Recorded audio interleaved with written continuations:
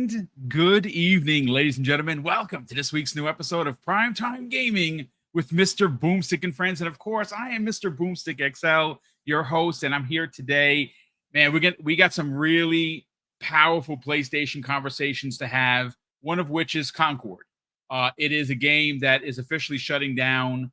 Refunds are being sent out. Some people have already gotten their refunds. I know the Black Viking said he got his, and he had asked publicly give me a suggestion of what he should buy with that $40. And of course, I said Astrobot. That's releasing soon. I'm very excited for that game. But look, you've heard my spiel. I think that there is Sony's in a pickle. I do. I think they're in some big trouble when it comes to a direction because they don't have one. They were the first party, strong single player, story driven, movie focused type of games. And look, whether you like them or you don't, they sold well, they scored well. They did right by their fans, especially if you like those type of games. Now, if you don't like those type of games, then they're definitely not for you. With that said, well, Jim Ryan, before he was retired, changed the direction, changed the ideology of PlayStation, and they had a dozen gas games in development, and that got cut down to 6, and now I think there are like 3. One of which failed, which is Concord. Jade Raymond's game, we'll see what that turns out to be potentially next year. And Marathon seems to be in a bit of a mess with Bungie. And of course, when you look at investment, Bungie was a $3.6 billion investment, and that investment seems to have been failing. But of course, that's not the only person or entity making news. Well, Sony's CFO, Hiroki Totoki, did an interview with the Financial Times, and wow, I mean, just take a look at the rhetoric with the PlayStation community. They are not happy with him. He said some things that we're going to get into. I find them to be quite bizarre, to be honest with you, especially in his statement, considering that, I may not be, Mr. PlayStation Nation, but I've been playing PlayStation since inception, and they have a great list of IP, some of which have not been seen in years. But we will get into that momentarily. The gameplay that you're seeing is, of course, your boy whooping these kids cowboy style in the Black Ops beta. And, well, we're going to get into that. You're going to see on this particular board, I averaged almost 22 kills. The old man can hold his own. I went to go play today, and I was devastated. But then, of course, elation happened because on the 6th, it's coming back, and I can't wait, man. I am Call of Duty multiplayer neck deep. I haven't been this excited since the Xbox 360 days for multiplayer, and I'm in it. But listen, let's welcome in Hargeet Chani. Hargeet, look at the background you have there. It is a particular character making a very strange looking face. How are you doing, sir? Yes, as he's falling to his death. And this time, apparently, he won't get rescued. Along with that, we'll give them the nice goodbye. The slander already. Look, we'll have a lot more fun on Friday. Friday is the official funeral. So see Money Doodle. It is Demo on the 6th, yeah. We will be enjoying the funeral. Unfortunately, we shouldn't really be enjoying the death of the game, but it is what it is. We've had enough freaking crap from the other side about every freaking game that comes out on Xbox somehow not being good enough. Well, you can all shut up now, because every time you say anything, I'm just going to say, but that Concord, though. That Concord, though.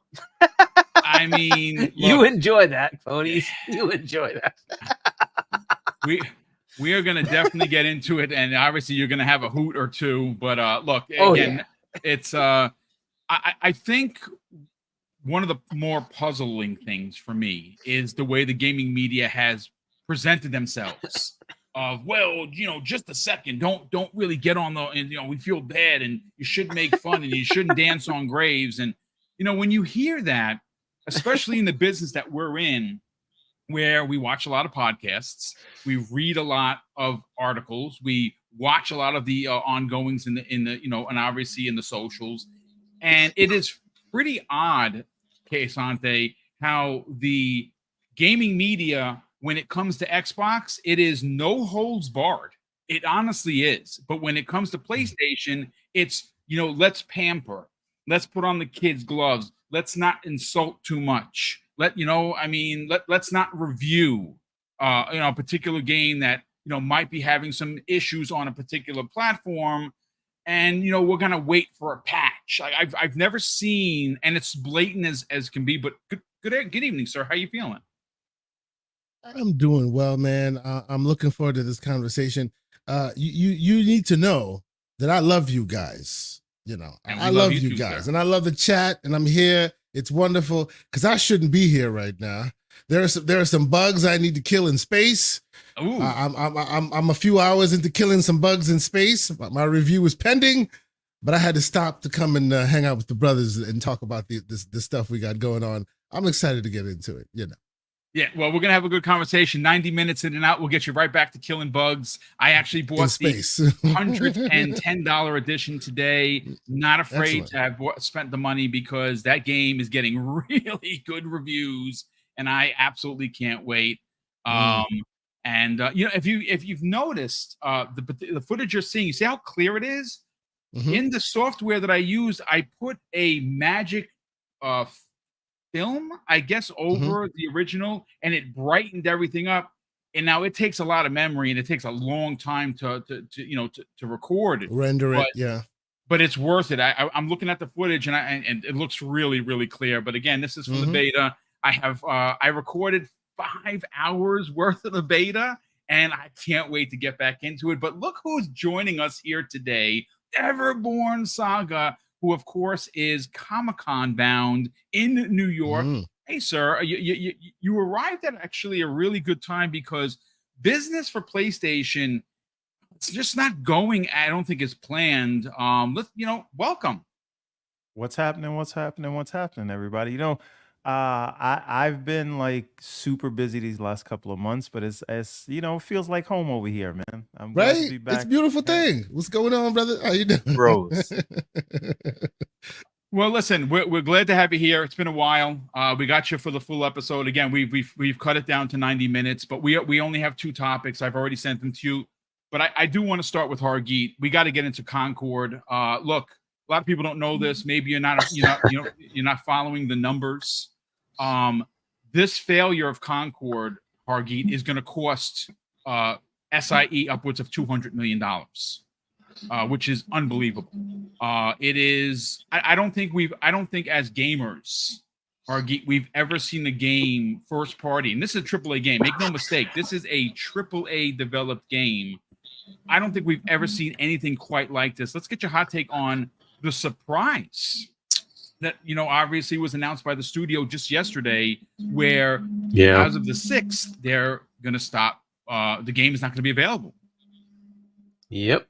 Yeah, look, I'm gonna first go in the way I should, which is this is sad news. It's not great that a studio's game they spent 8 years on just didn't resonate at all. Unfortunately, it just didn't. It didn't go anywhere, and it's a lot of investment, and I'm sure that studio, the developers, they're devastated by this, and that's sad. It is what it is. I don't know how that's gonna work out for that studio.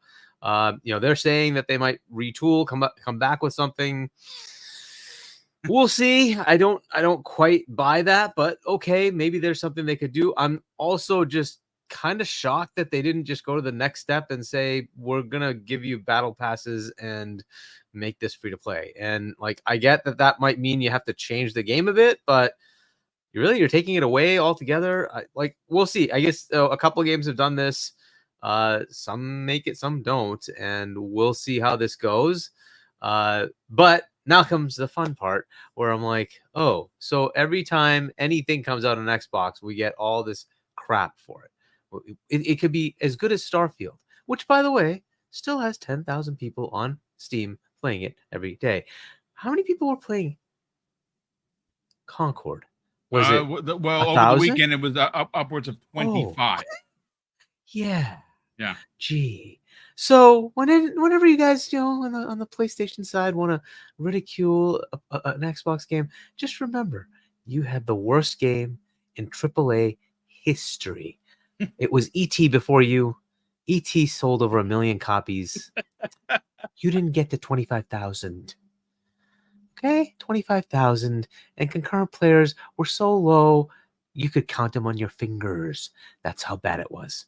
So don't ever talk to us about Xbox games being bad. You've killed it. You've got the trophies galore, the platinum on absolute crap game. Now, from now on, I don't even want to hear it.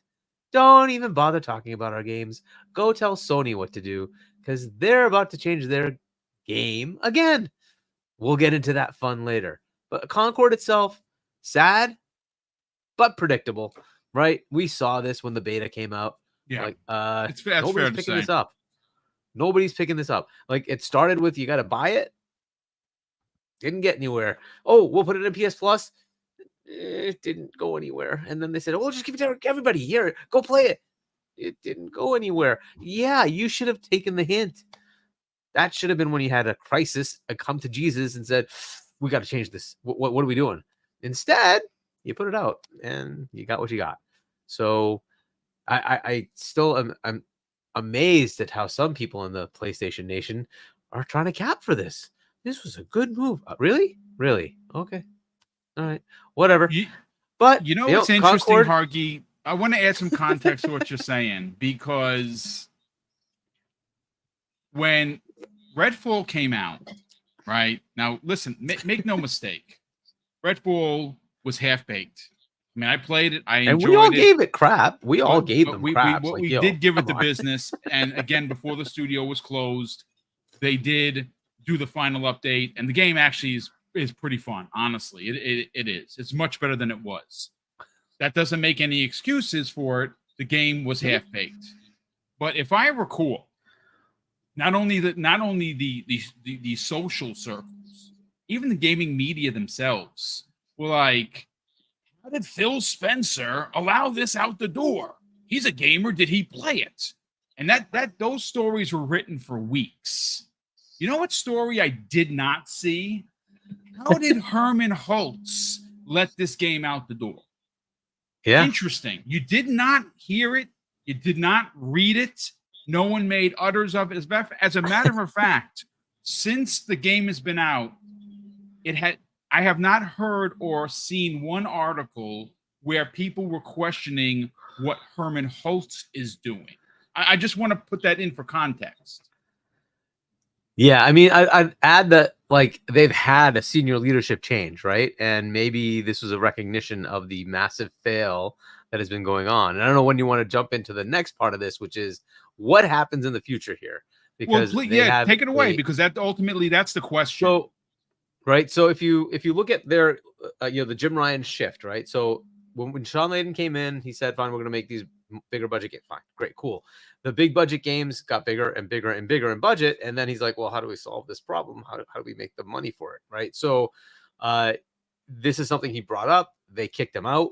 Right. And Jim Ryan started this whole path of we need live games. Right. And that's true in a way. Right.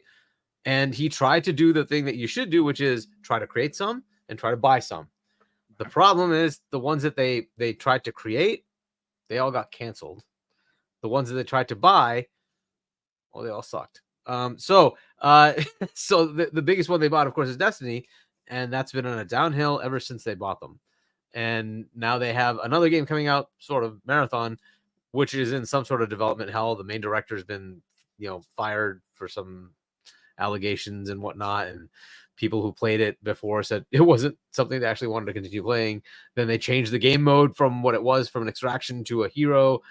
Actually, I think that in between they even went to arena. I don't know. They've been trying to muddle with it to try to figure it out. I don't know what that thing's going to end up being. If it's going to be the same thing that they want the money up front, that's going to be a fail.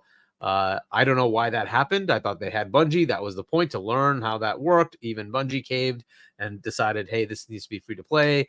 Look, as I was saying on C-Money and Doodles, like Bobby Kotick gave up on buying up front and said, no, Overwatch has to be free to play. Bobby Kotick. Okay. You just have to give into this. This is the way it is. And when that's your competition, you need to know. So Jim Ryan said they're going to learn from the mistakes of the other players. Like, what mistakes did you try to learn from? Because you're making classic blunders in this arena. Now, there's a couple of games still in the works. We got Fair Games, we got Marathon. Ben supposedly is working on a multiplayer game. Gorilla's working on a multiplayer thing. Is there another one? I don't know if there might be another one, but these games, what will they do? Will they resonate? So we're hearing rumors that internally they like Fair Games. That is something they're liking, right? But we heard the same thing for Concord. Yes, that's correct. Where did that go? Right. So we will see, right, if the actual players will come to the game. So this is going to be an interesting learning for them. We're going to see how that ends up happening. But if they don't get the live service games, if they don't have that recurring revenue, like the one game that actually worked was Helldivers, and they managed to muck that up too. Yeah, they totally destroyed it by putting in that PSN requirement, and they rescinded the PSN requirement, but the country limitation stayed. So the majority of the planet can't play it. Okay, that's a choice. It's a choice, right? You made that choice, and that's where you are, right? So you had a very high player count, which was awesome, and it cut to about 1/10 of that. Okay, that was a choice you made, right? So you had one really good hit, and you killed that too. Fine. Let's hope that game keeps going. We'll see how that ends up. But as far as their multiplayer games, live, games, it's not looking good. The ones that I thought would actually, track and do well, like the Spider-Man game, they decided they don't want to do it. Like, why would you give up on that? Now, it could be that Marvel came in and said, hey, we're doing Rivals, so you can't do it. Okay, that's a potential, but gee, wouldn't they have been like in a deal already? And wouldn't they know that game was coming? So why did that get canceled then, right? So that is just a baffling thing. They thought this was going to do better than Spider-Man, with actual people you care about, actual heroes you care about, versus this. Another suggestion that has been thrown around, and is a much better one, is why did you create these random characters when you have all this IP? You could easily have shifted to using your own characters. Yeah. In a PlayStation game, hero right? shooter would have made bank. Yeah. Exactly. And so even like this today's stuff, but they have so much stuff in the past that they could bring forward, and there would have been a much more a compelling reason to play, because people would resonate with that with those characters. They would know those characters from previous games. So but this is just the way they are, right? So I don't know how this all works out as far as the live service thing, because look, several $100 million hit is a several $100 million hit. That's not easy to take. It is what it is. They will have to absorb that. Yep. Thankfully, it's $200 million over the 8 years, right? Because the investment is incremental over the years. So they will take the hit. It is what it is. But as far as them going forward in live service games, good luck. I think the Gorilla game might be good. Horizon might have a good angle there. It could be interesting. Thankfully, the IP is still staying, and they're going to still make single player focused stuff. That's good. But they, whatever this live thing is, we'll see if they can make that land and do well. This is not easy stuff, right? That's the thing. Every publisher, everybody wants this. It's just not easy to do. And now when you look back at what Phil has done, they have a lot more hits than misses when it comes to that live service thing. Their first big one was to go get Minecraft. That was a pretty big investment. It cost them less than Bungie. And look at where that is now, right? You get a massive win with that. And then they went, with of all the things, they took a bet on Sea of Thieves. They thought it was going to fail miserably. It turned out to be a great game. It worked out, right? There's more Sea of Thieves players on PlayStation than Concord players on PlayStation. That tells you something. But it is what it is. And then, of course, they have ABK. ABK is like, it's a constant revenue generator. They have some of the biggest live games, including the one you're playing, right? This is going to be one of those things. It's going to be a continuous revenue thing for them. While this was happening, Overwatch was dropping content at the same time. Overwatch is still doing pretty well. Call of Duty beta hits at the same time. So, Xbox is going to be sitting pretty. People were psyched to play Call of Duty. Not so much, on their side for Concord. We'll see if they can resonate with players or not. They generally have created this thing of movie-based games. And if the cinematic experience thing is what you're looking for, then you're not looking for a Concord, right? You're not looking for a Marathon. Now, Bungie fans may support that. Let's hope that happens. Bungie fans may just show up, right? So they have a large base of fans. So that gives them something, right? That's a potential. Concord, new team, Firewalk, right? They didn't know what this is. Nobody did, and it didn't go anywhere. So for their live journey going forward, it's an interesting one. I still think buying something that works is better than trying to build something expensive. If you want to build something, you got to try something small, let it build on its own. Pal World's a classic example of that. You just, do something small. If it works, it works. It doesn't hurt you. It's not $200 million down the drain.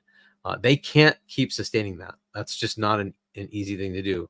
Now we're looking at 200 million here. Understand, they completed Factions 2 and then canceled it and scrapped it. Some right, and at some level they had a Twisted Metal, they had the Marvel Spider-Man, and then there was potentially a some, SOCOM, a military shooter. So Hargi, right? to that end, that I find was the strangest thing about it is this is the one that made it through. Yes. Right. Yeah. You have all the proven IPs. Things that people were asking for. Maybe they didn't have the same sticking power, but they released this only to have to shut it down within 2 weeks. And they didn't release. And again, I don't know what goes into making like that Spider-Man thing and licensing or whatever, but Factions, you could have sold that and people would have, even if they only played it for a month, would have made a boatload of money. It's done. Yeah. Why not just put it out there? And it just makes you wonder what like, one, who's making those decisions and why does this even release if you're only going to, anyway, I have my theories to why they shut it down and or whatever. So we'll come back to that. I just wanted to is that more tinfoil goofy stuff or is that actual? No. Just like I'm gonna put the business hat on, try to have some business empathy and think because what I would do some in of that, situation. right? If you look at how much Twisted Metal did for numbers, it wasn't that big, and you need something that's going to generate a lot of buzz. And Twisted Metal tends to be a bit more adult. I don't mean like it's just more gory, right? So if it's going to be that way, that may not resonate when you're looking at trying to attract a large install base of kids, but trying to how get much into that. But of an install base did Concord like? This is the thing, exactly. right? But it's cartoony, even if those right? things don't work. Yeah, even if those things didn't work, they would have done better than this. The only thing that I can think is they're so protective of their IP that they didn't want to risk a flop associated with their popular IP, but they would risk it for a new IP so it doesn't get the stink of death. There's something to be said about that. There's something to be said about that, right? But what that ultimately does, though, is really expose the leadership flaws. And obviously, Jim Ryan leaving when he did, Hiroki Totoki was the interim, right? That's now torch has been passed over to Herman Holtz, who doesn't seem to be making much of a difference. And ultimately, Herman Holtz is only on the studio side, right? Let's just be clear about that, because that's true. Nishido, I can't remember. It's something like that is the PlayStation side. Yeah, I mean, look, we're going to come back around to this because we're going to be talking about a very, very odd interview with Hiroki Totoki regarding IP. Yeah. Again, it's a bit of a head scratcher, to be honest with you. But Kei Asante, let's bring you in now. You and I were talking this morning, as we normally do. And we had some thoughts and some theories about where it went wrong, why it went wrong. Look, Hargi broke it down in a great way. When you hear 200 million, it's not like they lost 200 million today. This is the course of 8 years of development, $200 million. They did announce that the game made $1 million, but they are obviously giving that back because, well, they're offering refunds, which is very unusual for Sony. Now, there's been some talk about this being put back in the oven. Folks, I'm here to tell you that's not happening. They're not going to rework the characters. First impressions. And they've already lost a lot of money. So I cannot see them putting this back in. I mean, again, we'll go back to what we were talking about this morning. The biggest the biggest hurdle almost from inception was trying to charge for this. In an era where free to play is, well, free to play, how are you asking for $40? I don't know. This is how you know they're completely out of touch. Let's get your thoughts, man. So yeah, I mean, I don't disagree with Hargeet's thoughts on it. You know, I think by and large he has the right of it. I will say, you know, I've seen a lot of rhetoric online, people taking victory laps and this and that. I personally didn't have a dog in the fight in the first place because this didn't have a campaign. You kind of cheaped out with this cutscene thing you were doing. You lost me. You want someone like me, get a proper campaign. Unpopular opinion, I've always felt like hero shooters are when they give you a box of cereal but without the cereal in it and they say use your imagination. That's me for hero. Where's my campaign? It is what it is. Needless to say, I understand a lot of people liked it, and people, some of the folks that I trust who played it said the bones were there. You know, you probably have heard me say on other shows or on this air that even when we get to this place, it would then be interesting to see what Sony's moves are next, whether they turn into Ubisoft and slowly churn that butter and eventually turn it into something like your For Honor, which now makes money even though it started out trash, or do they quickly pivot and go nothing to see here, you know? And clearly we've seen what they've done. Two parts of this that where I feel like it needs to be spoken of. One part is I find it unfortunate, and I get the rhetoric around it. Even Mr. Hargeet Chani, who is not on social, seems to have been lying with the dogs and catching the fleas, so much so that the man is now having talking points in that direction. You know what I'm saying? But at the end of the day, and I talked to Boom about this, at the end of the day, it feels like Xbox players are Charlie Brown and Lucy, who keeps taking the football away, and they're just like, but the rules, you said they were supposed to be right here. So now that the shoe's on the other foot, y'all feel like going, nah. I hear all that. I do. I feel like sometimes the talking points go a little bit off kilter, but I hear all that. That's fine. Right? Where I think it is worth a very interesting conversation, where I think it is worth some thought, is usually when these games come out, usually when these games are planned, they are planned and they are used as to fill gaps in portfolios and to fill time, right? To fill gaps in time. Up until now, PlayStation has had somewhat of a drought, right? Yep. I am really looking forward to Astrobot. I've been waiting for it for a while. I think Astrobot was a revelation, and say what you will, I would say that it is what's his face, dirty t-shirt man. it is before they retired him walking out the door, it was one of his last decision-making processes that I think will go down in history as an actually really good one, because that game really deserves the energy it's gotten, right? So I'm looking forward to playing. By the way, Kay, yes, and I guarantee you Astrobot did not cost a lot of money. Oh no, absolutely. It was more creative than it was anything else. And that tends to be when you get a lot of that shine. That's that Nintendo energy, right? Well, we're gonna keep making you put it develop out there, right? It was 3 years and like a smaller team. I want to say like 50 people, something like that. Yep. So I'm looking forward to that, right? But my question is this: what brings this about is this: since they had made plans to make Concord the game that people play, and we have cinematics every week. We most likely have a plan of events this week and then the next week, and then seasons and all of that. How big is that gap now? Will there be money hats to fill that gap? We've already gotten to a place where we've seen them not really release stuff in quite some time. The diehards are still out there. Lucy's still moving the football, right? That's still happening. But how long will it take until eventually Lucy looks at the football and goes, yeah, it's not worth it anymore?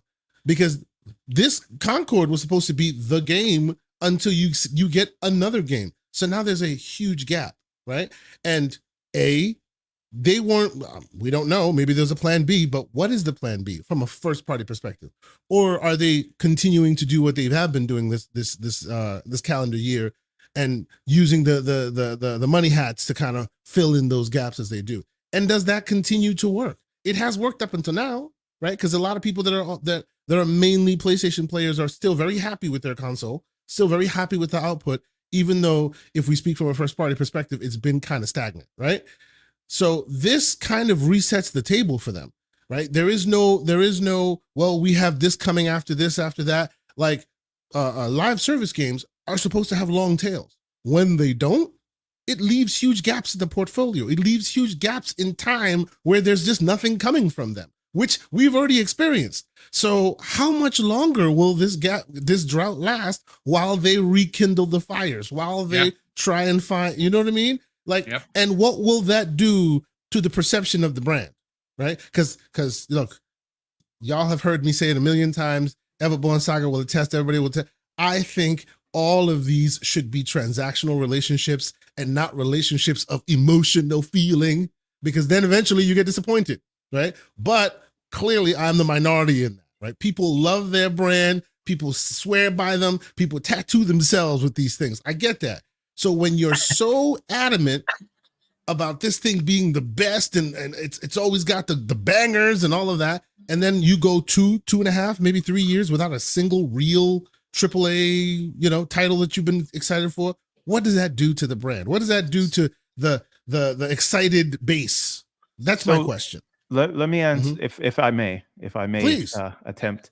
So there's a couple of things there. The first one is, I think if we look historically, Sony is usually top heavy in the first half of the year, and then they rely on their partners in the second half, right?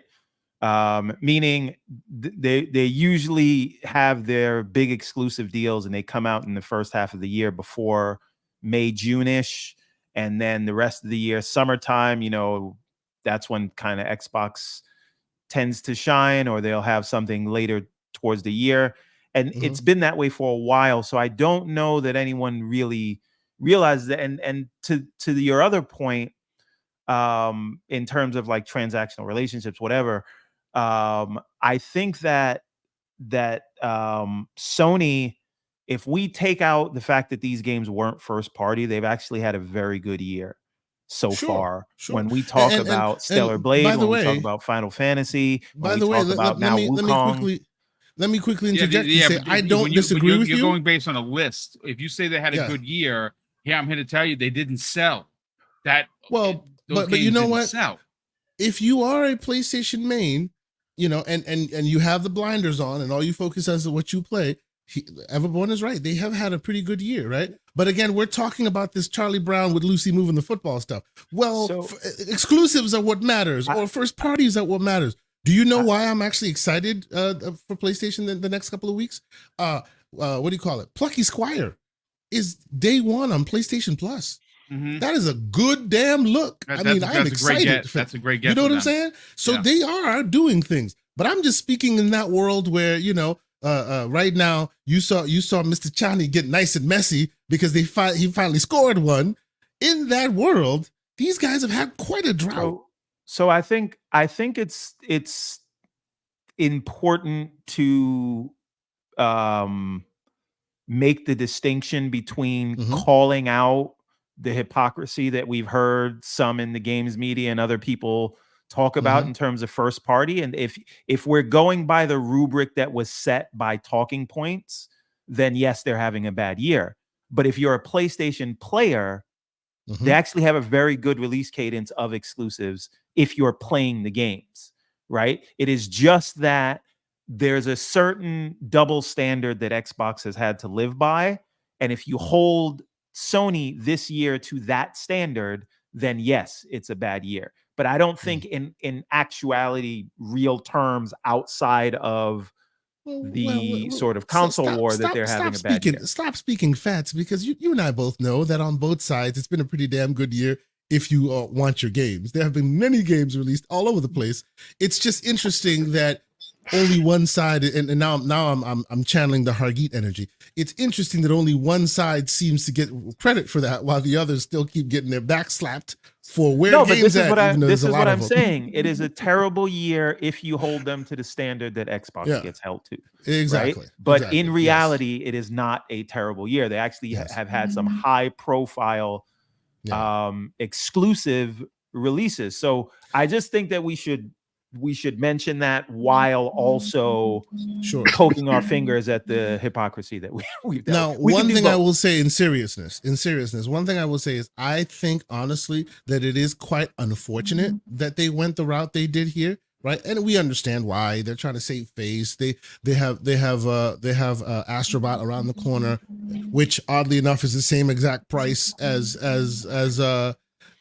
Concord. Right, I personally think the game should have been released free to play, and or at least been put on the PlayStation Plus, so you have a built-in audience from day one. Right, I think there are many decisions that could have been made that would have at least given this thing a bit of a reprieve. Right, I'm not saying it was going to come out the gate and be. Go ahead. Unless tinfoil kufi time. Oh, here you go. This was all by design. So they literally spent the money to bring it out there and have it crucified a la Titanfall 2. Here's the thing, right? Well, one thing, like, okay, $100 million it costs to make whatever. We do have to think that Sony actually only recently acquired Firewalk. And and this game was in development for a very long time before they purchased them. So Sony doesn't really eat all of those costs. Is it baked into the acquisition? I think Everborn, they actually funded the game before they bought. Before they bought the studio. So when as I understand it, because from a while ago, the head of that publisher said we are making a game for Sony, and then that ended up being what Firewalk was working on, and then they later bought them. So at least for like half or more of that development, they did pay for it. No, I understand. I understand that they funded it, but I'm saying, like, I think the way their accounting goes, when they acquired the studio, this is that loss of what they funded is kind of off their books. But I do also think they knew they had a stinker for a while. And they put it out because now that it has released and they've lost all that money, they can claim that as a loss for tax purposes. I've heard people say that. And the reason that's why you put it out and you don't cancel it like the others, aside from, brand damage to IPs that are actually worth something. But I also think that you are correct, Boom. I do not think that they are going to do anything with the game, because if you wanted to do something with the game, keep it alive so you could get the telemetry so that you could change the game to where it needed to be changed. So this game's never coming back, I don't think.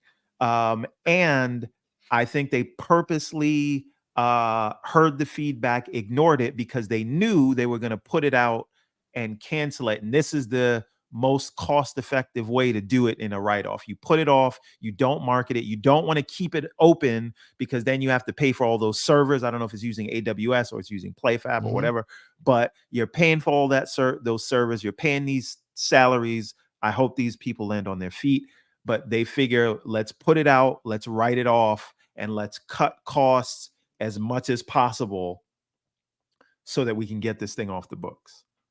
I don't think this thing was ever designed to go anywhere. And I think they shot it in the foot and stabbed it in the back and pushed it off a bridge. Wow. For that That's a visual, all right. That's a take. I mean, I don't necessarily know if I agree 100% about them. No, I mean, they knew that. Listen, somebody had to have played this. Like, this just isn't good. They knew it was a stinker from the beta, right? Well, yeah, right. There was no interest in the game, and they didn't do the things that you need to do to get people into a game. The other thing is, I think that if we look at the new live service games that have like taken off, do you know what the common denominator in them are? The ones that have been successful? they don't have huge budgets, right? When we look at Fall Guys, when we look at what's the game with the imposters? Among Us. Among Us, right? We Among look Us. at Pal World, Well, right? so Even to we be look at fair about Helldivers. Among Us was out for 2 years, sight unseen. Nobody saw or cared about it until some popular streamers caught wind of it. They were at least allowed to live in obscurity for a little while. But to everyone's point, if it was a high budget game, it would need to have returns. Cheap. It was cheap, Absolutely. so they were able to keep it going. Yeah. It was indie funded, very cheap. Absolutely. Yeah. And so what I think the industry needs. This is going to sound funny, right? But on the AAA side, you need more stuff like Hellblade. And I understand that wasn't that was one of my favorite games this year.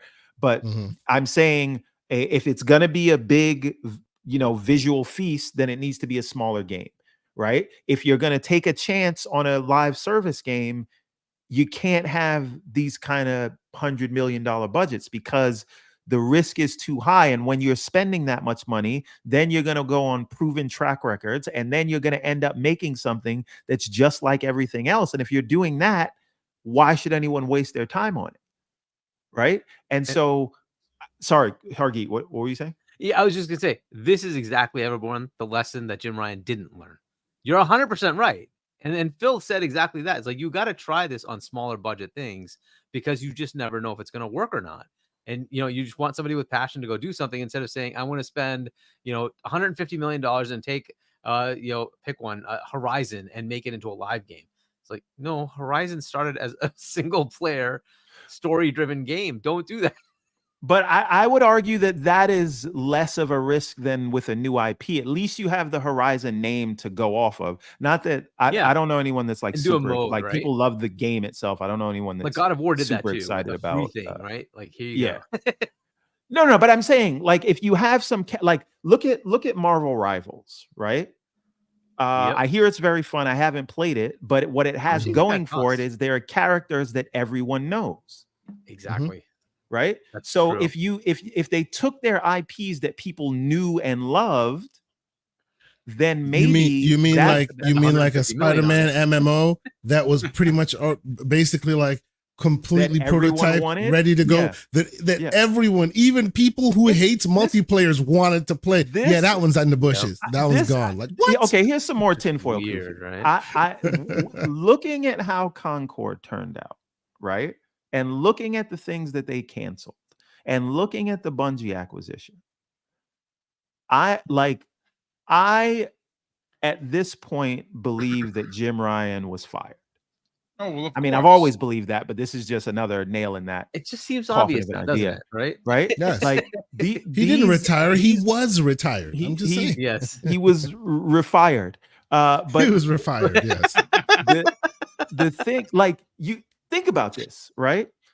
People give Phil Spencer a lot of crap, and sometimes it's deserved. But like when you talk about decisions that were ill thought out, heavy-handed, and ended up costing the company hundreds, well, actually billions of dollars if you count Bungie. If you but consider like Bungie, between the Bungie acquisition, between the hard pivot to services where their studios didn't want to do it, between canceling games that people actually would have played in order to release ones that literally, and I'm not making this up, Concord, no one played. All those decisions were either overseen by him or in the end a result of decisions that he had made in his tenure. And yes, he launched the PS5 to amazing success, and he deserves credit for that. There are other factors, but he was the guy. So if he's going to take the blame, he can get the credit. But these decisions that that just don't seem to be working out, and listen, it's not just me. Their fans don't like these decisions either. Their fans don't like a lot of what they're talking about with these service games. Like it seemed like someone had to step in and show him the door. Now we'll never know that because in that world, you don't just hand someone their pink slip. They do the whole nice retirement thing, but like, this, I mean, I don't see any other reality. But again, that's just tinfoil kufi and me guessing, pulling at straws. So while we have you here, what went wrong in your opinion? Let you put on the business hat, because ultimately it's just a stinker, dude. Like Hargeet and I were talking about to open up the show. You came in a few minutes before, after. What does this late? You can say it. I came in late. Well, no, it's fine. But what does this ultimately do for their gas game scenario? Because remember, they shifted from single player story driven AAA bombs that they're known for to chase a trend, to chase gas games, to follow what Microsoft has been doing to great success. And don't get me wrong, they didn't get there overnight. People dumped on and dunked on their IP.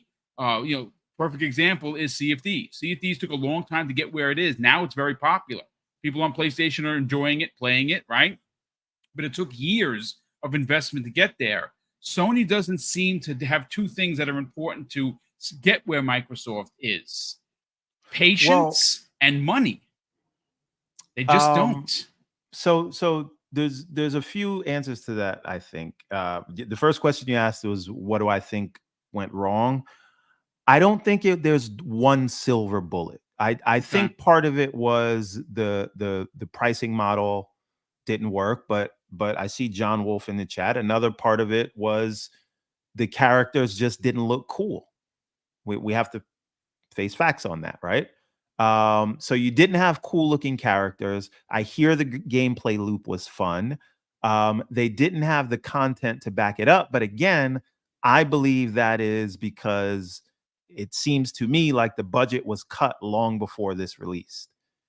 And that's why they didn't have the content ready, because they knew that they were going to have to manage costs on this thing. Now, when they made the decision that it was going to be a complete loss, I think that decision was made before it came out, but that's, again, tinfoil kufi.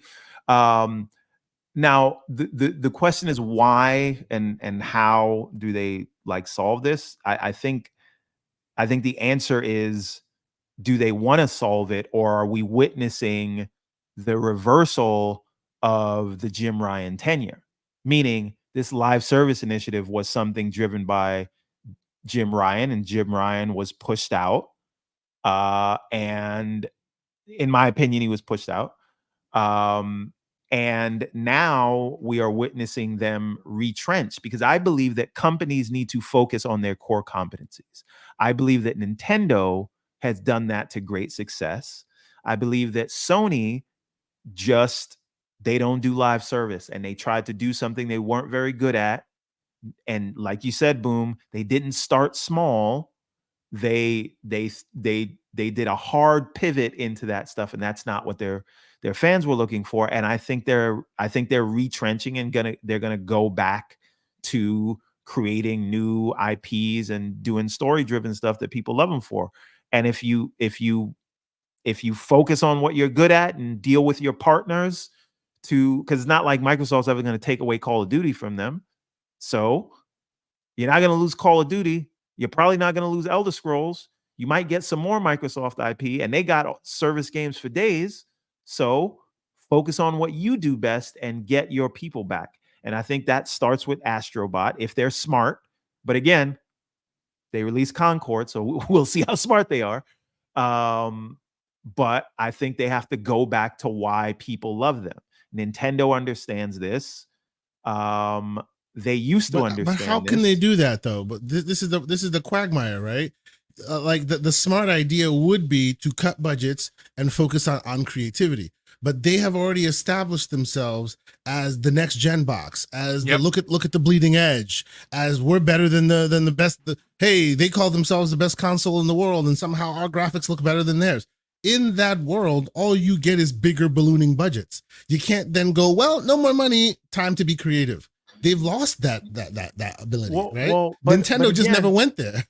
but again, I think that that a God of War, whatever the next God of War is, I think that does warrant a big $200 million budget because they'll make it back. I think the next Spider-Man and Wolverine warrants that. And for the new stuff, the new IPs that I'm sure that's the next topic we want to go to, but I don't want to segue yet. I don't think Boom's ready for that. But no. I mean, well, we're gonna get into what Hiroki said, and we'll start with you with that. So by all means, finish your opinion, and so, we'll get right into it. So when you see the investment in something like an Astrobot, which I think is going to do very well, and it's done by a small team, I think that's where you introduce your new IPs. They can still be single player stuff that people love. And it again, something like Astrobot's very interesting because it honors their legacy of games they've put out. And then you save your $200 million games. Hopefully you can get one of them out a year from the IPs that are already proven. And as your new IPs prove themselves in the sequels, you can gradually increase the budget till you get up to the things that warrant the $200 million. You can do it. You just have to be smart about it. I do want to say though, this is my one, because I don't know if you guys noticed, I'm trying to be very even keel tonight. I do have one piece of slander, and I think Hargeet will appreciate this.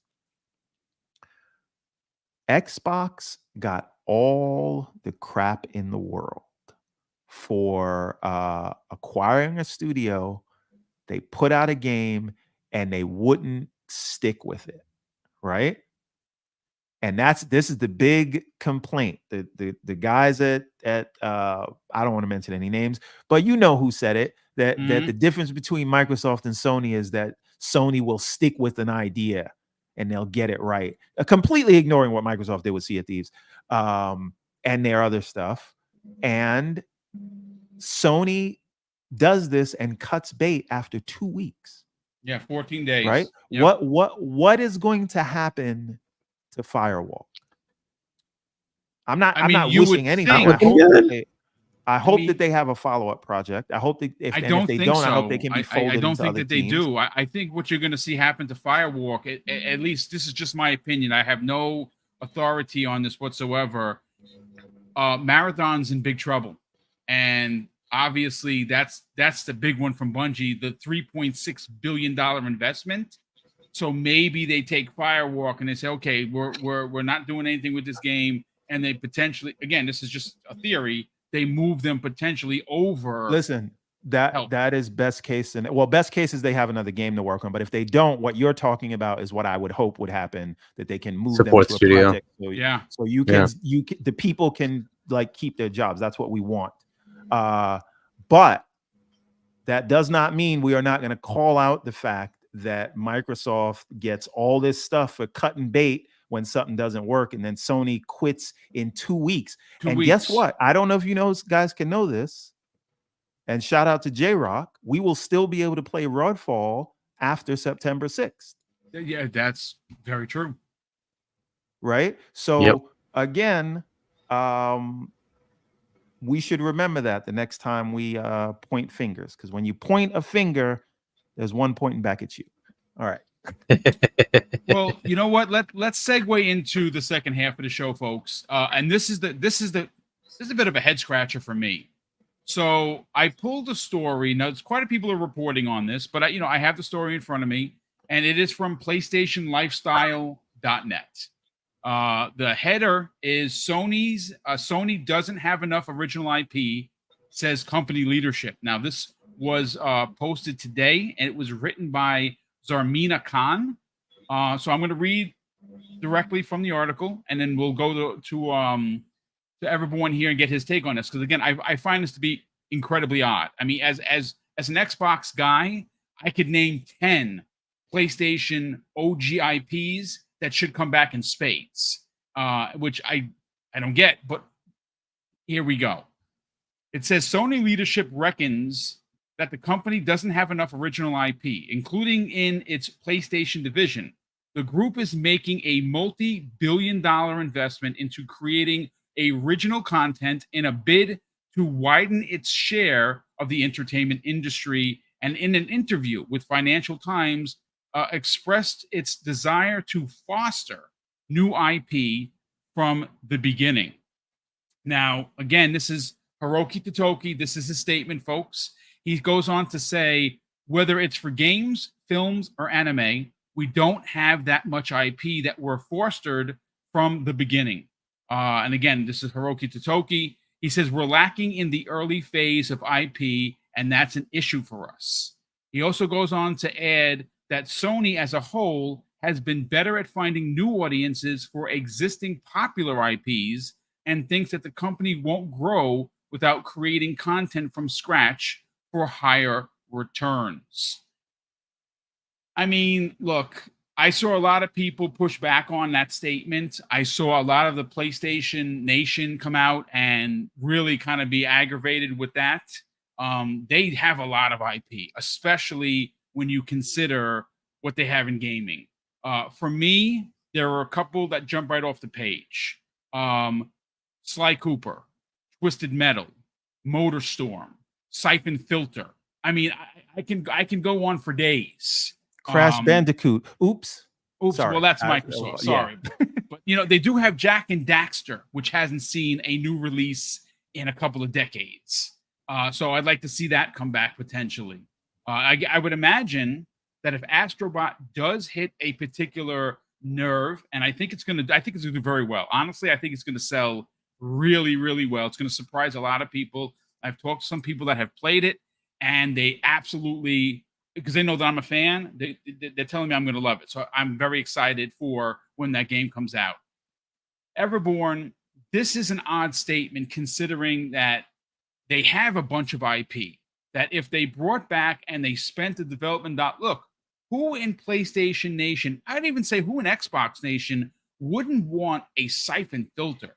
Because I loved that series. And you don't have to do a sequel. You literally could just reboot it from the ground up. And if it hits, it's the spy genre that we haven't had a good one since Splinter Cell just left the scene. And that could turn into an anime. That could turn into a feature film. That can turn into other things. What are your thoughts on his statement? So, you gotta like just reading between the lines. When I hear him say that they don't have enough IP that is in the early phases, and they're good at you know, maintaining existing IPs, but they can't grow if they don't have new ones. What I hear when he says that is we need smaller IPs, right? Because I do not think they can go out and make a Horizon game. I mean, well, maybe they are because they're doing this Lego game, but I don't think they can go make a God of War game for $30 million, right?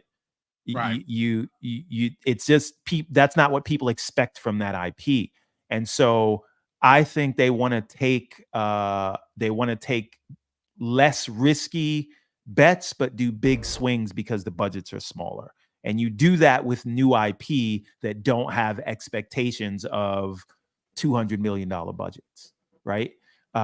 You could make a Spider-Man game for $20 million, but I don't think with what the bar that they've set that they can go anywhere. So you do this with new IP and you try to grow that. And in terms of anime, like, people don't understand, Sony, at least like as a distributor of anime, they damn near have a monopoly, even at least in the States, right? Because they already owned Funimation, or they bought Funimation and they already owned Crunchyroll. Right. And they merged those together. And so they're distributing all of this anime, but they're not making most of it, right? And I believe they own Aniplex, but they're again more like distributors, I believe. I don't know if they're actually doing the animations, but the IPs themselves, they don't own a lot of the stuff that you see on those services. So they want to ground up, build new IPs where they can distribute them in their streaming service, which is anime focused, and then make games from them, and then keep the budget smaller. So I think I think he's on to the right idea. It just comes off bad, I think, partly in translation. And when people have been waiting so goddamn long for another Killzone and another SOCOM, you don't want to hear them talk about we don't have IPs. But in the context that he was speaking in, I get what he's trying to say, and I think that's good. I think Kay, how long have I been saying this to you?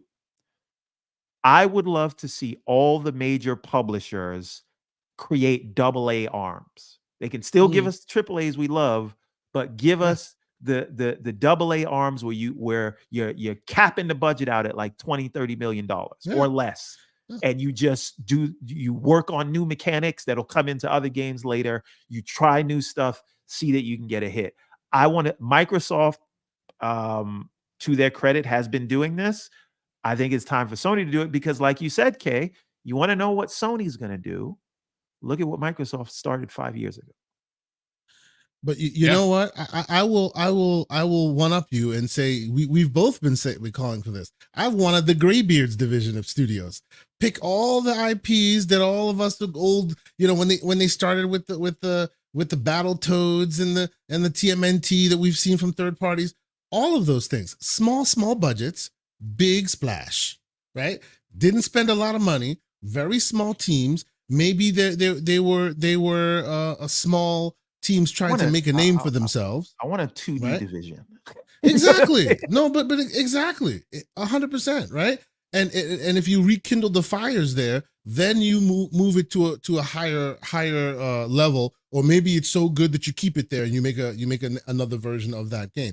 But there's many IPs there. Now, Boom, you mind if I take this? At this point, I think what they're talking about in this, what Totoki was talking about in this realm was safe bets. They want more safe bets, which kind of sucks to hear, right? Because all of us know a lot of these great IPs that they've done, right?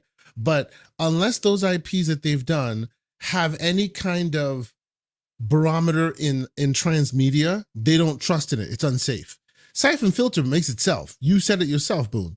But it would require cultivating it. It would require rebooting the franchise and then having someone with an eye to transmedia look at it and go, yeah, we don't want to be James Bond. Yeah, we don't want to be Jack Reacher. What do we want to be? And create their own lane for that IP. A lot of time, effort, and money. They don't want that, right? Oh, this IP does this. This IP, they have so many IPs, but all their IPs they have are focused on games. And right now, it seems that in their estimation, games aren't enough.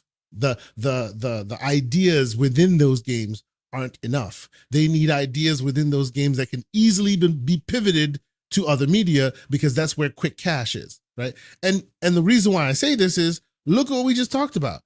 You had a little bit of smoke, right? You had a little bit of smoke. Oh, nothing to see here. Let's get out of here. Oh, let's close it up. It's all good. Rather than, okay, we'll take the lessons learned. Okay, maybe we'll switch our models like Hiroki was saying. Maybe we'll go free to play. We'll add it to PlayStation Plus. We'll start taking feedback and start changing things. Ubisoft has done it. Many other studios have done it. Turning initial turds, into something that quietly churns butter and makes money in the back end. But they don't have the patience or the financial resources to do so. They need quick turnaround. So all these IPs that we see, that we love, that we want, right? Like I'll say something ridiculous. Oh, Parappa the Rapper, the transmedia property. We can go, oh, we can see that. They cannot see that, right? Yeah. It's the same thing. Like if I were to tell you some years back, Minecraft, the movie, you'd go, huh? Have you seen that trailer?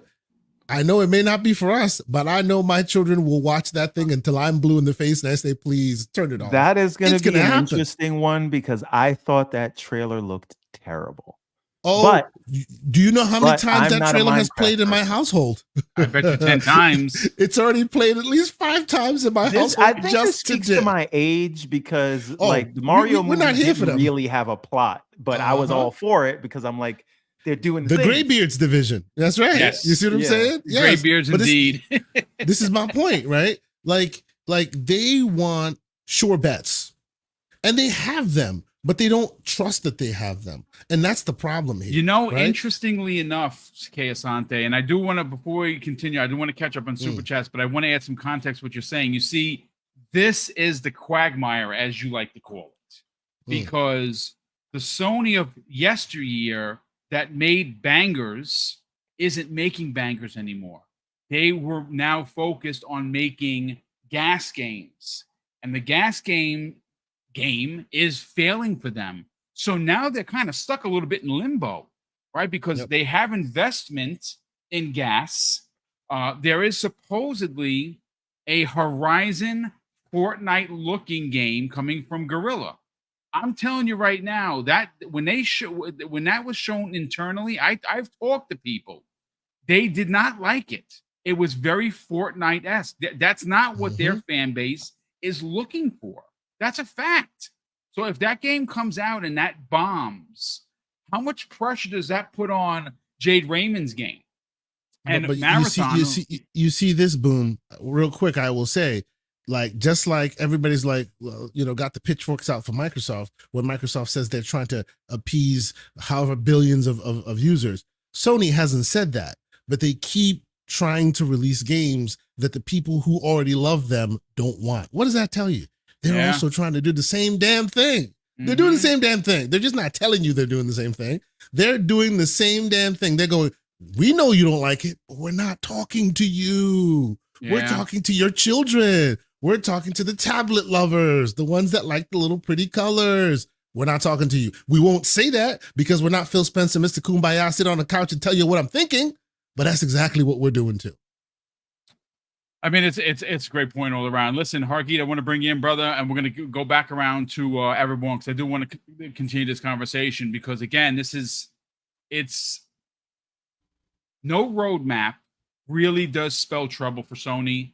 The failing of obviously Concord exacerbates that immediately. It does put pressure on all the studios. Now they have to figure it out, but we're going to get back to that. I want to start with super chats, and we'll get right back to the conversation, ladies and gentlemen. Sith Lord dropping a very generous $2 super chat, and he goes, disappointed no PS is shutting down or PlayStation. Yeah, I mean, it's, again, we can only hope that the studio finds its footing.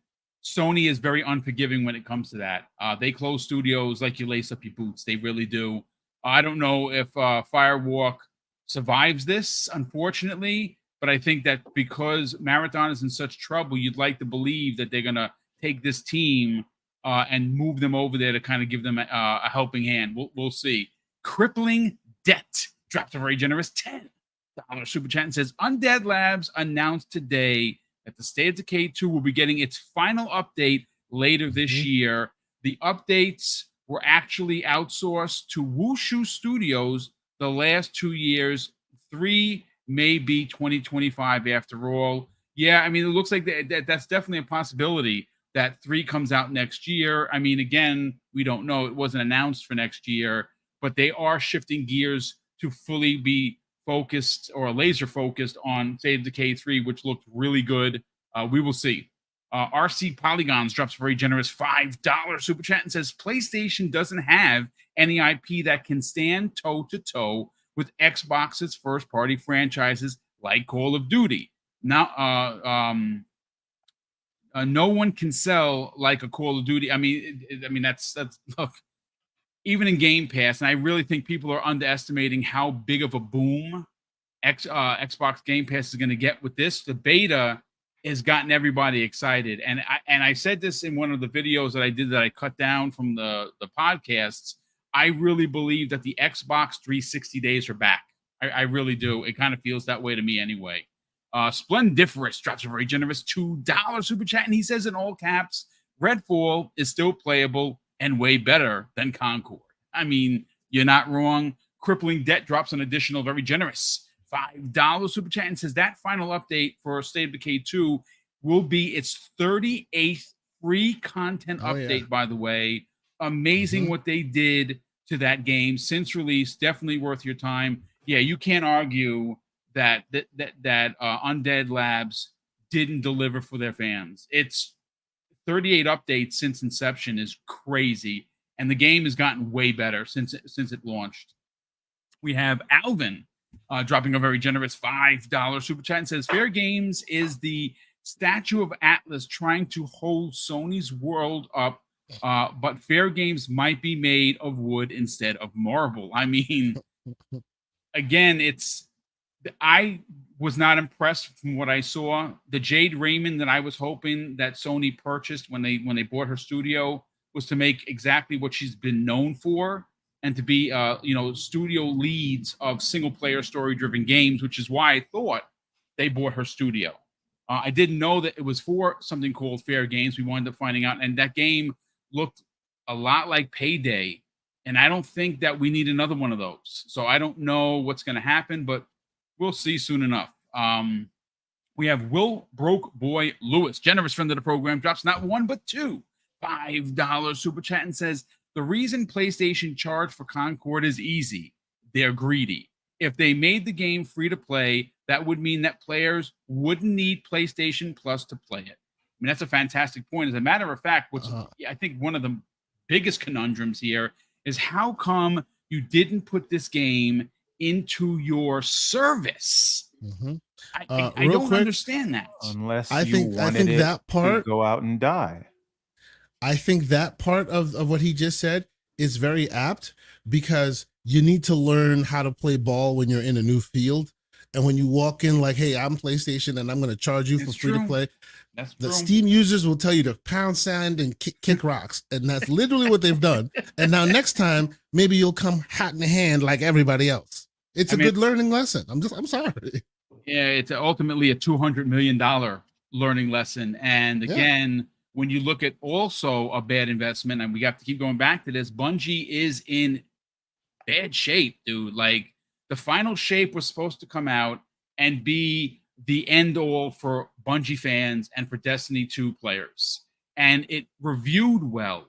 It just did not maintain the players. And of course, there's a rumor that we're not covering tonight. I'm waiting for more information on it and whether or not it's going to be announced. They're releasing apparently a mobile game based on Destiny 2, which I believe, I was telling Kay earlier, that's 5+ years too late. Like, I think that game's going to come out and it's not going to do good because Destiny 2 on console isn't doing good. So if the console version isn't doing good and no one's playing there, how do you expect people to play the mobile version? I honestly, I don't know. But Will Broke Boy Lewis drops an additional very generous $5 super chat. And he says, "Seeing several articles with titles like Sony is reportedly feeling very positive about Fair Games despite that flop that is Concord." I mean, I'm sure they're gonna have to feel positive because they invested a whole lot of money into that game. We will see if their players will play it. That's ultimately what it's about. But Hargeet, let's talk about Hiroki's statements. I mean, so I think you might have missed Brett Brigham had a $10 one. Did you get that one? No, I did not. Thank you so much for that. I skipped some reason. I skipped over that. Brett Bingham, generous friend. I talk with Brett almost every day in DMs. Brett, thank you so much for the very generous $10 super chat. And he says, this is my line. So the masters of marketing, PlayStation, didn't have the proper marketing research to tell players sentiment towards to get player sentiment towards it.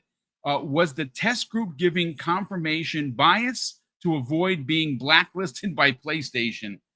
I mean, again, it's how does Concord get out the door with no involvement from Herman Holtz? Like, someone had to have been like, you know what? This isn't good. And it's not good for these amount of reasons. And well, here we are. And again, the tinfoil Kufi everyone's been passing around this evening seems to believe that it was sent to die. Man, that's wow. That's a hard pill to swallow, so to speak. But I mean, we've seen stranger things. So, but Hargeet, let's get your hot take on Hiroki's. We don't have the IPs. And I get what he is saying. I get some people are taking it out of context, but when you consider something like Siphon Filter, when was the last time there was a Siphon Filter out? Maybe PS3. No idea. It's been a long time. Been a while. So you could technically remake this game, relaunch this game, jumpstart the franchise. I mean, there are people that started on PlayStation 5s and PlayStation 4s, right? They don't know what a siphon filter is, but they would if you took a chance on it. I don't know. What are your thoughts, man? So this is complicated, unfortunately, right? So one of the things we think about is what do we resonate with, and would that be something we would want? They're also, and I think you guys mentioned this, is they're looking at the next generation, and because they need customers to continue, right? And there just is this, normalcy of that's my dad's stuff, that's my mom's stuff. I don't deal with that, nah, right? You're not And wrong. if you want to have that just happens, right? And in some cases it transcends, but in a lot of cases it doesn't, right? And so like you were saying, Everborn, Minecraft, come on. But the kids who grew up with it, they're like, oh, cool, Minecraft, right? It's just a different mentality, right? Like, we don't care about that because that's not what we grew I up get with. it. I've come to accept I'm no longer the target audience. It just it didn't click with me. Yeah, we are, but we also aren't, right? Beards. So, right, we have, we are certainly a target for some things, but they also have to target. Yes, the rest. osteoporosis And so medication and AARP. That's what we're a target for. So, damn right. Look, so, like, the point of having more IP is that you keep engagement, right? You can't just keep rehashing the same thing over and over. Eventually, you have to have other stuff too. And so they're going to keep trying to create new things that more people grow up on. Well, they'll continue with that, right? Exactly, right. And I think it was Everborn, you were saying this, it needs to be smaller. That is a big deal, right? So if you take something that exists, there are expectations, right? And so then the expectation sets a budget level. And then, so there's the game. There's also, if you want to put it on TV or movies, right? If you want to make something that's a Horizon thing, it's going to have a budget level because the game has a budget level, right? Look at Halo, right? Did we like what they did? Not like what we did? Whatever they did with that TV series, it had to have a budget level to match what is Halo, right? You can't just make a simple thing and throw it out there. But if you make something new and it's not something that's massive, you can say, hey, you know what? I can have a smaller budget for a television series or movie, and I can also put it out in a game that costs 40 million, 30 million, right? That's the thing they're looking for. And we have to also keep in mind, this is not about gaming alone. They want to get into anime in a big way. I don't know how many people watched their Vision thing. I did. I watched the whole thing. And, Sony's Vision is the Kondo thing? Yeah, exactly. A feeling, emotion. That's what that means for those who don't know. Kondo, it's emotion in Japanese. And that's what they're pushing for. And they're shifting, right? They're shifting. This is their words. They're shifting from a consumer electronics focus to a content and emotion focus. Okay, cool. So that's where they're getting this idea of we need IP to drive that. Look, Xbox is doing something similar in a different vein. They need IP as well to keep Game Pass going. That's why they keep buying more stuff, right? That's why they also make deals, right? But that's the way it is. So they're looking at, hey, how do we create stuff that will attract new customers, growth, that will allow us to create new things and new venues, right? Make it into anime, make it into a TV series, make it into a movie along with a game, right? Put it in mobile. How do we get there, right? So that's what they're looking at for new IP. So come up with new stuff. They have a very popular, very famous one that they got a steal on called Spider-Man. Paid, I think it was $7 million to secure the rights to the movies for Spider-Man. And then they have to pay royalties, right? Not a lot, by the way. It's pretty low. Like Sony pays more to Marvel for Spider-Man games than they do for the movies. But either way, they do have a royalty there. If they make their own, they don't have any royalties. It's just theirs, right? And we've heard this a lot from Phil too. Like, I don't want to have to deal with the licensing and then it expires and all that crap. Just have your own, and then it takes that away. So we look at things and say, hey, they've had all these old things. Why don't they just bring it back? Cool. When we look at, say, Sly Cooper, how much did that sell? They're going to look at those metrics. That was in the heyday of its popularity. Now you have to recreate that popularity, right? It may resonate with, as we said, the Graybeards. Maybe. But we've done that with old IP, and it turns out it doesn't always work. In fact, in most cases, it doesn't, right? So they're going to say, all right, I'll probably get a third of the people who are interested in it from that time to come back. Maybe I capture another 20% of people who are like, oh, okay, cool. This is something new. Let me try it. But it's probably not going to have the same resonance that we think it's going to have. Unfortunately, that's just the way it is. So they're going to create new things. That's what he's looking for. And I tend to agree. I think he's right. You want to have new things. You want to have growth. You want to have excitement about something that's also just something we've never seen before. There's a flip side to that, which is what you got with Concord. It's new and nobody knows what the hell it is and nobody cared. That's the side you have to care about, right? You have to actually worry about what you're creating and does it actually pull in a customer? And that's something that they're just going to have to deal with, right? That's why budgets have to be lower. You try something, it fails. Okay, it doesn't matter. But if you spend 100 million, 200 million, it does matter, right? This is the kind of thing they're going to have to work through. And I think that's what he's looking at, is to say, like, okay, we need to have a slew of more IPs that are smaller. We can go out and try a transmedia option with it and see what we get with it, right? But if you want to become an entertainment-focused company, which is what they want to do, it's all about IP. That's literally all it's about. It's about IP. It's about making movies. It's about making TV shows, right? That's where they're trying to focus, which is very strange. For me, Sony has always been like the TV company, right? It's like they make the Walkman, and like, whoa, this is totally different. That they're not talking about TVs anymore. You know, they still make them, right? They're talking about focusing on condo, on emotion, on getting content. Okay, so that means the sad dads moved a lot of people and got a lot of cha-ching. So now they want to bring sad dads to the world. You know, look at The Last of Us. Sad dads unite. It was a whole thing. You know what I mean? These are changing their minds, I suspect. You know. Yeah. And it looks like I'm frozen. Oh, there you go. It looks like it's working again. Okay. So, but yeah. So, that is kind of the thing. So how I see it, I think he's right. They are going to look for more IP. That will come to games too, but it's also beyond gaming. They want to have things that they can put into their anime, supply chain there. They have the distribution for it, but they don't make their own. They want to make their own.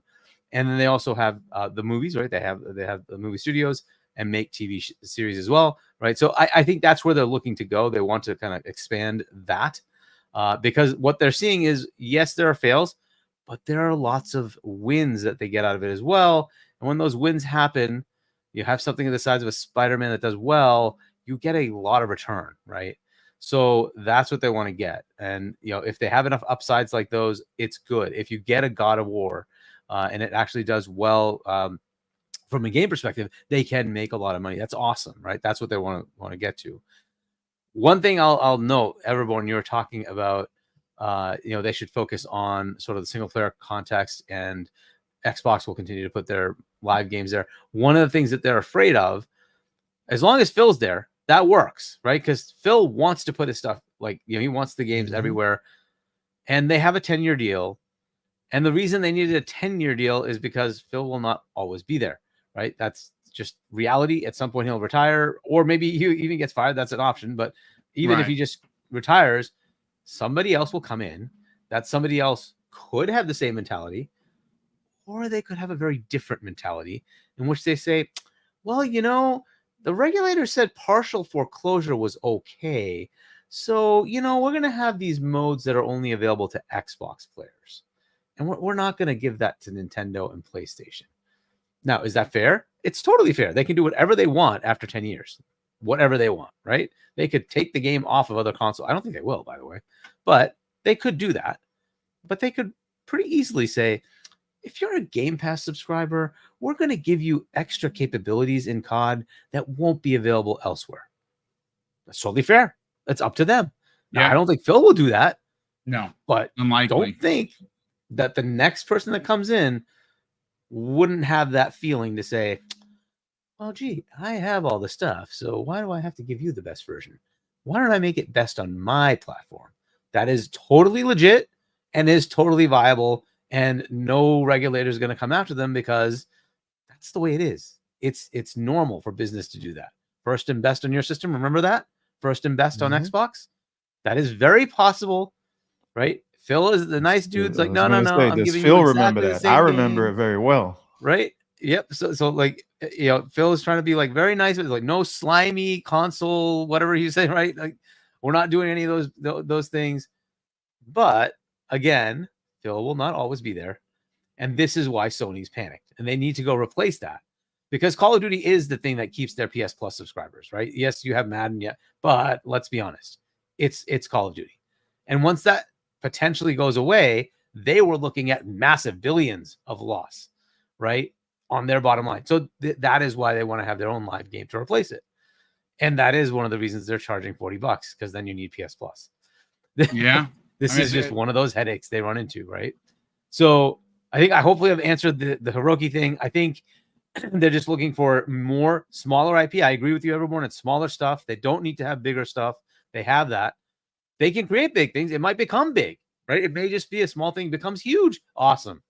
But you need to keep churning on newer things, so you have growth. You have more people coming into your revenue streams based on your content, right? And that is kind of where they're going, right? So we'll see how that works out.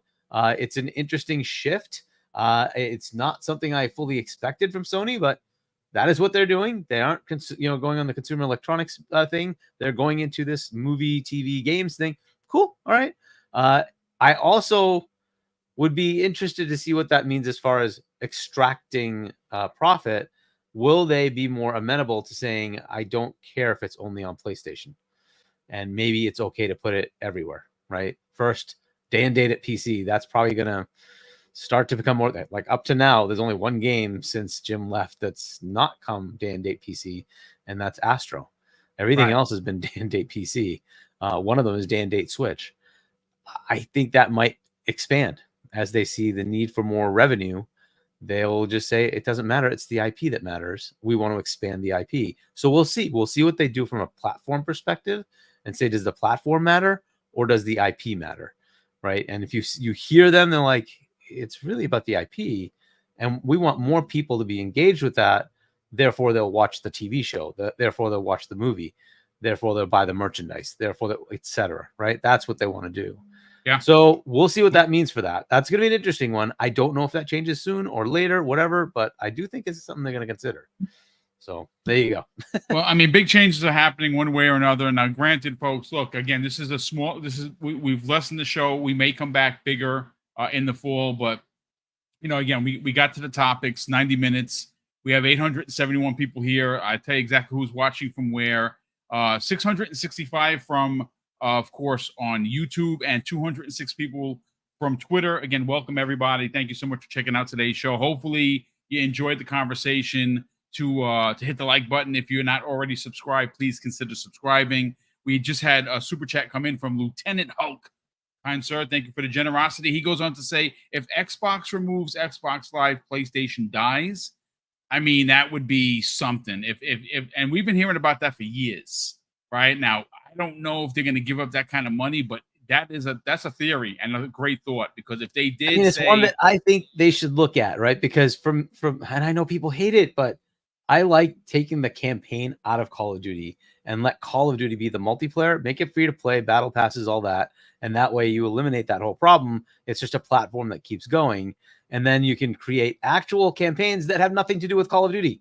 Right, and have those studios make, but I know people don't like that. They want the Call of Duty campaign along with the game, for some reason, because it drives, I guess, higher quality campaigns. I don't know, but I think it'd be cool to have something just totally random and different and not related to war coming from those studios.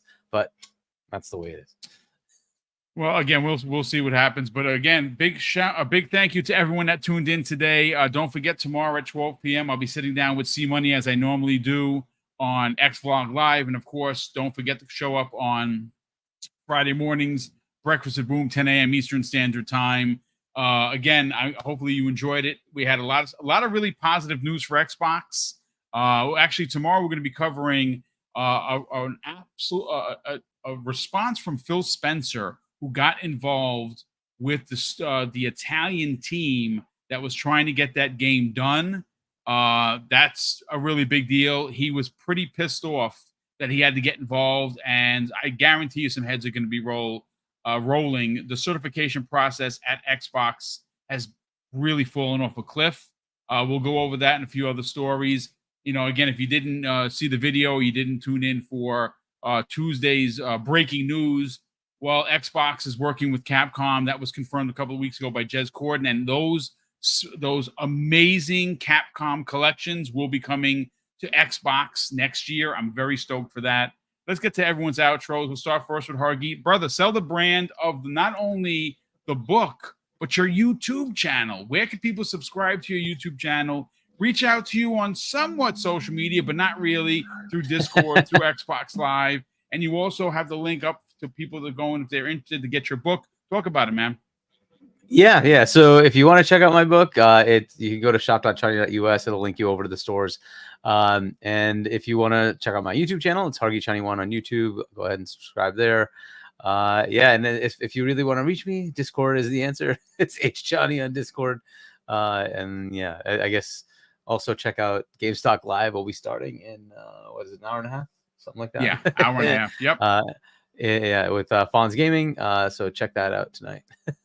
Nice. Well, thank you so much for being here. As always, Kay Asante, let's sell your brand, brother. Let's talk about where people can tune in this Saturday. Last Saturday, obviously, Everborn wasn't there, but you had Risk for the Biscuit, a few other people that popped in to talk about your Gamescom exploits, if you will. Talk about where can people check that out, and more importantly, where can people check out the newly launched website where you and many other people have been not only adding stories but doing reviews? Yeah, no, I appreciate it. It is wonderful to always be able to come here on a Wednesday night and have a good time. And of course, my brother, Mr. Everborn Saga, joins us. It feels like it's back to the old school. I appreciate that.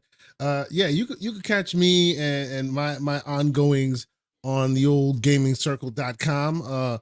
Actually, soon enough, you will be seeing some reviews of Space Marines doing what Space Marines do, which is killing a bunch of bugs. We're in the middle of that right now. I was lucky enough to get my hands on it, so we will be reviewing it. Well, a couple PC codes, a couple Xbox codes. We're going to be full court press style type of situation. So, and most likely we'll talk about it on this Saturday. Myself and Everborn are working on a couple interesting guests to come up. Speaking of exploits from Gamescom, I have a few developers that might be gracing our air sooner rather than later, talking about their games and stuff. So exciting times, fun times. Got a chance to meet up with some interesting people, and hopefully I can bring that content to the people. So yeah, check us out. TK0 Asante on PlayStation, Xbox. Basically, I was about to call it x.com. Screw that. Twitter.com, where you can find and strike up a conversation with me. We are doing a lot more reviews now. We're having community members join us. I'm actually about to put up a review for Black Myth Wukong, Nice. as well as Stellar Blade, both written by great community members. Look out for those on the gamingcircle.com. But yes, thank you guys as always for being here. Appreciate y'all. I was going to say twitter.com, as long as you're not in Brazil, right? As long as you're not in Brazil, because that is currently banned. Yeah, that's right. correct. That's right. And if you are in Brazil, thank you for the VPN use. Glad to see you. Yeah. Love it. Hey, Everborn Saga, let's sell your brand, brother. I see you got something loaded here. Do you want me to add that to the stage? I do. If you can. I can, let absolutely. me just tee this thing up. So listen, people. There are over 400 people watching on YouTube alone right now, but more through the other channels. We are up to 93 watchers on this campaign, and I want to get to 100 before we go live, because what we want is for this campaign to be like the last two, where we were funded in the first 24 hours, and we were picked by Kickstarter projects that we love, and a lot of that has to do with working the algorithm. So I'm going to ask, if there's 400 people here now, I'm going to put this link in the chat, and I'm going to show you something amazing. And I would like you guys to please just sign up to get notified. It won't cost you anything. Right. Just like being nice to people, like Boom says at the end of every show. Won't cost you anything. Just sign up. You'll get notified when we go live, and it'll just help out a lot with the algorithm. And now I would like to show you guys this. And also, once we hit 100, I'm going to reveal the cover for Everborn Ariel's Adventure Chapter 2. So people, take a look at this. Your artwork looks dope, dude.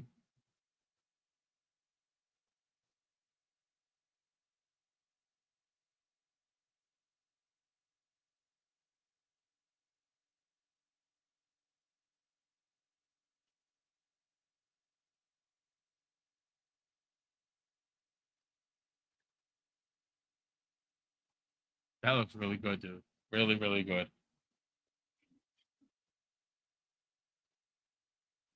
You have outdone yourself, sir.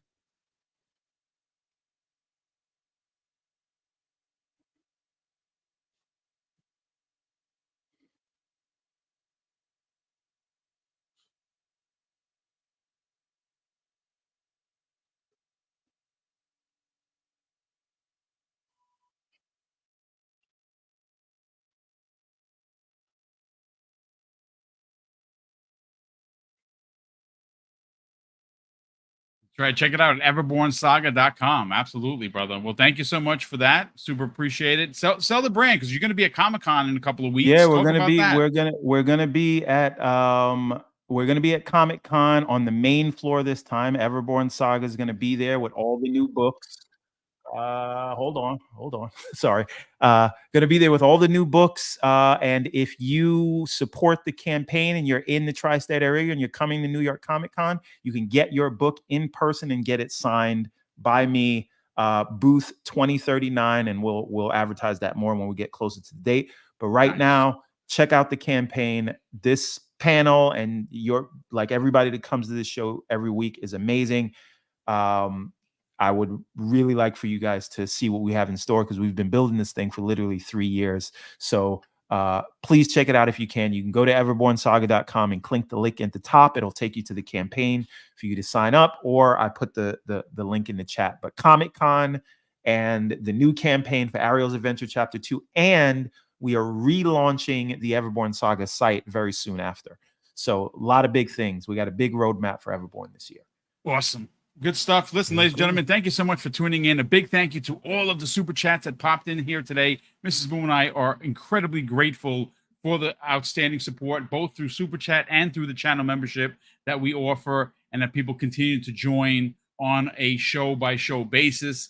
Again, of course, a shout out to Hargeet being here, Kay Asante, and of course, having Everborn Saga here to drop his knowledge. We super appreciate you checking out the show. And of course, I'm going to close out the show with something that's incredibly important to me. Hopefully one day it'll be important to you. And that's something that my dad taught us when we were kids. And he would say, Craig, treat others how you want to be treated. And also, it doesn't cost anything to be nice. You live by those rules, son. I can guarantee you're going to have an awesome day. So take care, everyone. We'll see you next week on the newest episode of Primetime Gaming with Mr. Boomstick and Friends.